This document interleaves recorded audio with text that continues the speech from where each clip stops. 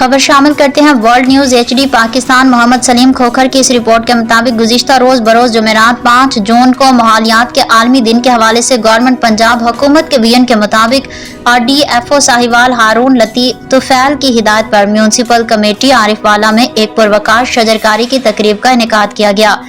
جس میں مہمان خصوصی madam Maria Tariq, deputy commissioner Pakpattan Rai Faisal Imran, assistant commissioner Arifwala, deputy commissioner Pakpattan Rai Faisal Imran, assistant commissioner Arifwala, deputy director environment Urusha Maqbool, DSP Arifwala Malik Akbar نے محکمہ جنگلات کے ملازمین، range forest officer Chaudhry Muhammad Younis, Chaudhry Naveed Ahmed block officer, Mazhar Subhani block officer, Nadeem Abbas block officer, Yasin block officer, Muhammad Javed forest guard, اللہ رکھا forest guard اور دیگر معززین و احباب کے ساتھ مل کر شجرکاری کی اور بعد میں ملک کی سلامتی کے لیے دعا بھی کی گئی۔